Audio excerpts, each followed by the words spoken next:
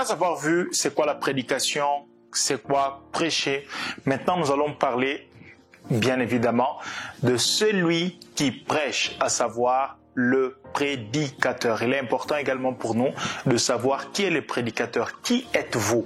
L'identité d'une personne permet à ce qu'elle puisse s'accorder dans certaines manières de faire, de parler, d'agir, parce que elle s'accorde à ce qu'il est. Lorsque nous parlons de qui est le prédicateur, le but, c'est que vous puissiez mener votre vie selon ce que vous êtes, selon le prédicateur que vous êtes ou que vous serez bientôt. Alors, c'est qui les prédicateurs?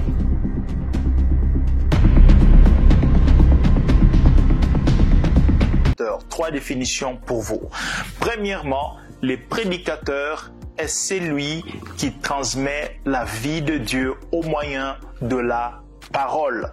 Au début, nous avons déjà parlé à peu près de cela en parlant de c'est quoi prêcher. Le prédicateur est celui qui transmet la vie de Dieu au moyen de la parole, parce que la parole de Dieu, je ne dis pas au moyen des Écritures, mais au moyen de la parole de Dieu. À travers les Écritures, nous pouvons soustraire, nous pouvons faire sortir la parole de Dieu, parce que nous faisons une différence entre les Écritures et la parole de Dieu, à savoir Jésus-Christ. Oui, Jésus est la parole de Dieu. La parole de Dieu est une personne et pas un livre. À travers ces livres, il y a un historique. On peut comprendre la parole de Dieu. Ce livre qui est la Bible, les Écritures contiennent la parole de Dieu, contiennent la vie. Donc lorsque nous la lisons et que nous sommes en contact avec Dieu, par l'intimité avec Dieu, nous pouvons comprendre la parole qu'il dépose dans notre cœur pour son peuple. Et lorsque nous annonçons cette parole, en vérité, la parole de Dieu qui est Jésus est également la vie. Il a dit, je suis le chemin, la vérité et la vie.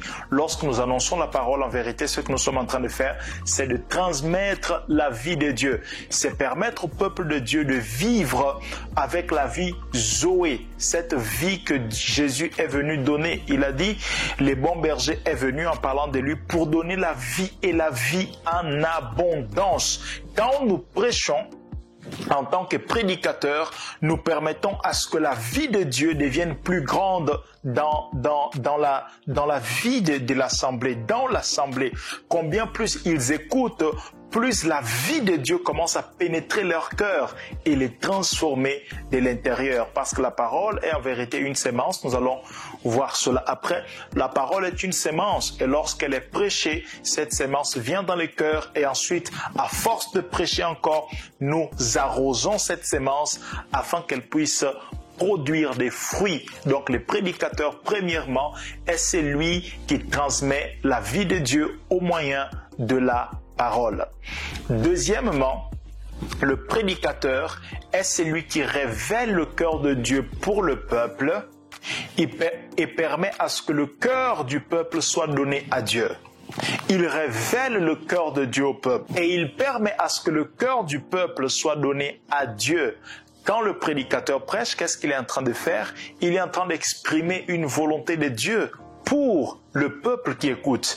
Et après avoir écouté cette parole, le Saint-Esprit travaille à travers la parole pour ramener le cœur du peuple vers Dieu, par une transformation, par une circoncision des cœurs, par une nouvelle résolution, par une nouvelle décision, par une action nouvelle, peu importe, mais le Saint-Esprit travaille à ce que le cœur du peuple soit davantage lié à Dieu, s'attache davantage à Dieu.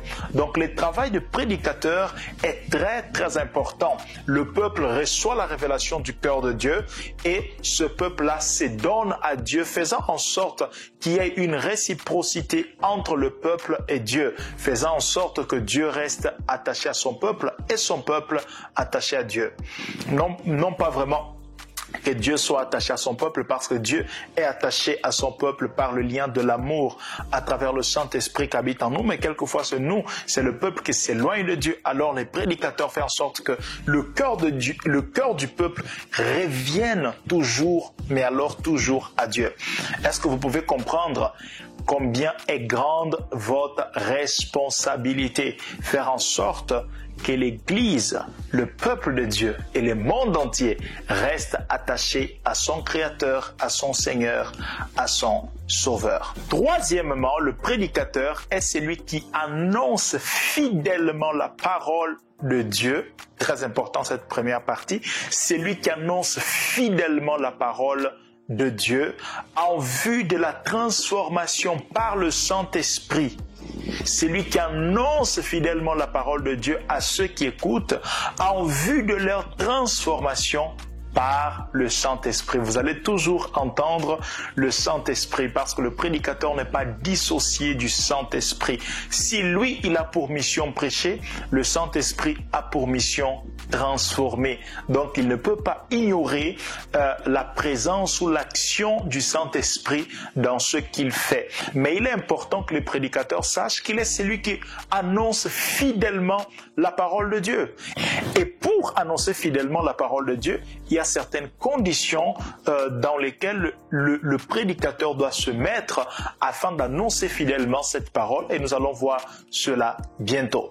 Donc voici qui est le prédicateur. Ne l'oubliez pas, n'oubliez surtout pas cette dernière définition de qui vous êtes.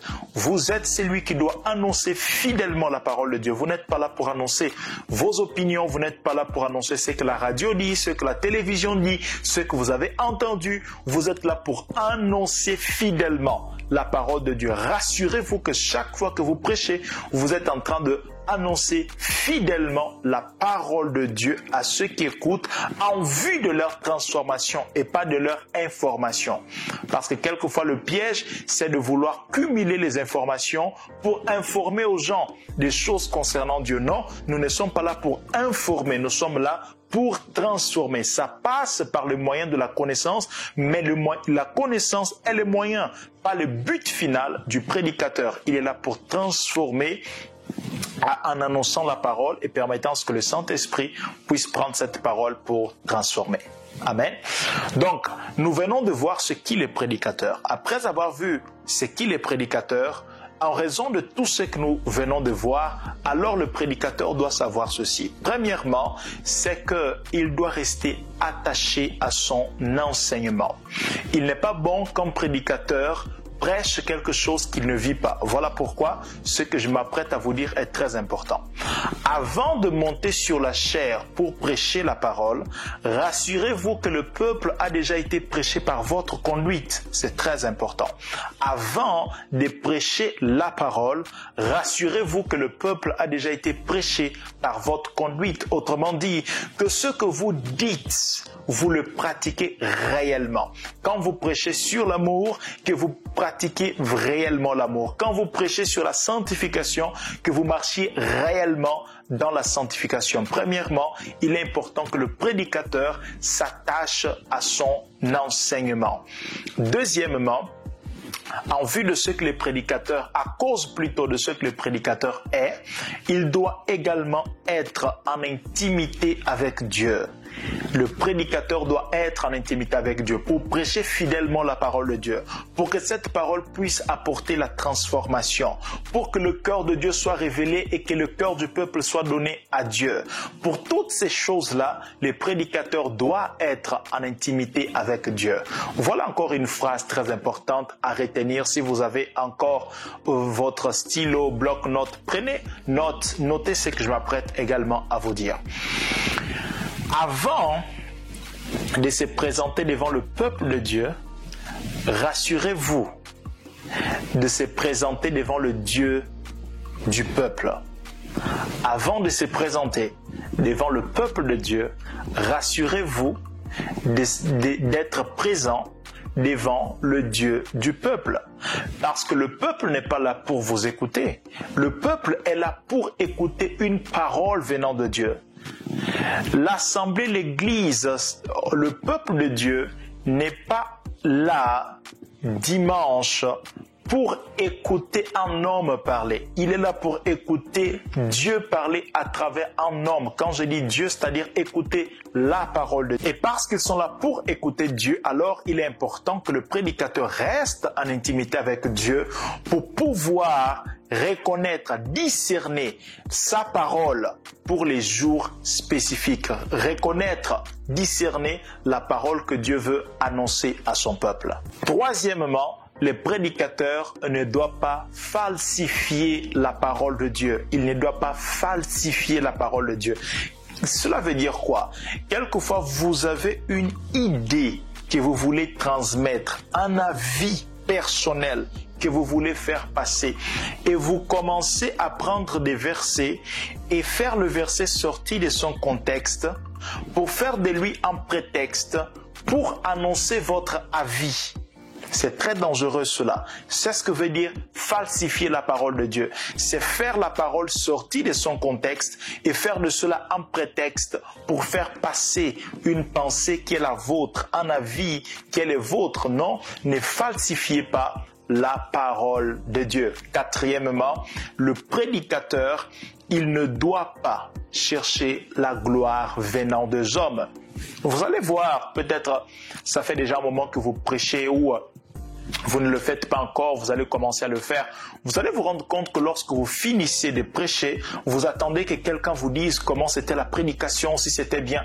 C'est important d'avoir un feedback, c'est important de savoir comment nous avons prêché pour améliorer. Mais quelquefois les prédicateurs cherchent cela, non pas pour s'améliorer. Ils cherchent cela pour savoir, oui, je l'ai bien fait. Non, ne cherchez pas la gloire venant des hommes. Cela va faire en sorte que votre ministère connaisse une stagnation, que votre ministère ne progresse pas et que vous deveniez un prédicateur de plus et pas un prédicateur qui fait en plus. Oui, il y a beaucoup de prédicateurs de plus, il y a très peu de prédicateurs qui font en plus. Si vous êtes là, ce n'est pas pour être un prédicateur de plus, c'est pour être un prédicateur qui fait en plus. Et le prédicateur qui fait en plus est un prédicateur qui garde son cœur humble devant Dieu.